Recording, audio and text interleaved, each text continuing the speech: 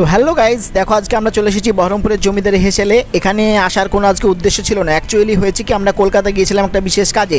কলকাতা থেকে ফেরার পথে প্রচণ্ড খিদেও পেয়েছিল, তাই বহরমপুরে নেমেই বাস স্ট্যান্ডের কাছে এসেই আগে ভাবলাম যে কিছু খাওয়া দাওয়া করে নিই। তাই দেখলাম জমিদারি হেসেলটা এখনও বন্ধ হয়নি, 11টা বাজে, বাট বন্ধ হয়নি। তাড়াতাড়ি করে এসে জমিদারি হেসেলে কিন্তু আমরা খাবারের অর্ডার দিলাম। আমাদের কপাল খুব ভালো ছিল যে 3টেই থালা রয়েছিল। তো দেখো বন্ধুরা, এই থালি এটা 130 টাকা করে। এটা থালি সিস্টেমে খাবার এখানে পাওয়া যায়। এখানে 130 টাকা, 180 টাকা এবং 250 টাকা, 3 রকমের কিন্তু থালা হয়। বাট রাত্রিবেলাতে সব ফুরিয়ে গেছে। আমাদের ভাগ্য ভালো, তাই 3টেই থালি রয়েছিল, সেটাও কিন্তু 130 টাকাওয়ালা। আমাদের ইচ্ছে ছিল 180 টাকা অথবা 250 টাকার মধ্যে কিছু খাবো, কিন্তু পেলাম না। আজকে রাত্রিবেলা যেটা পেলাম সেটা দিয়ে কিন্তু খেয়ে পেটটা অন্তত পক্ষে ভরাতে হবে। তাই আমি তাড়াতাড়ি করে সবগুলোকে বাটিগুলোকে নামিয়ে আগে খেতে শুরু করে দিলাম। তো দেখো বন্ধুরা, প্রথমে পাঁপড়টা খেয়ে কিন্তু সত্যি আমার ভালো লাগলো। দেখতে দেখতেই আমার খাওয়া কিন্তু একদম কমপ্লিট। আমি খাওয়ার পরে কিন্তু একটু ওয়েট করছি ওদের জন্য। এদিকে মিল্টন আর আবুসামা কিন্তু এখনও খাচ্ছে। আবুসামা ইতিমধ্যে জানাচ্ছে যে এখানকার খাবারের স্বাদ কিন্তু অত্যন্ত ভালো লেগেছে তার।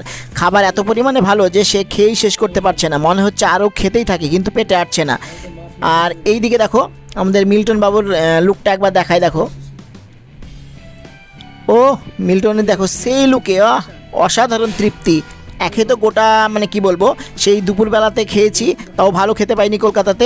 এত কাজের মধ্যে ঝামেলা ছিলাম যে ভালো করে খাওয়া হয়নি। তাই এখানে মোটামুটি বেশ তৃপ্তি করেই খেলাম। আজকের ডিনারটা খুব ভালোভাবেই কিন্তু হলো বন্ধুরা। তাই এখন রাত্রিবেলা প্রায় 11:30টা বেজে গেছে। এখন আমরা এখানে খাওয়া দাওয়া কমপ্লিট করে কিন্তু বেরিয়ে যাবো বাড়ির দিকে।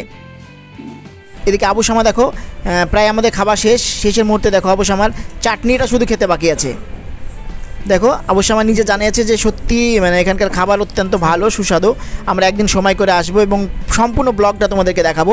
এদিকে মিল্টন দেখো, মিল্টনেরও প্রায় খাওয়া শেষ, কমপ্লিট করে ফেলেছে। তো আমাদের ফাইনালি এখন খাওয়া দাওয়া প্রায় কমপ্লিট। আজকের মিনি ব্লগটা এখানেই শেষ করলাম।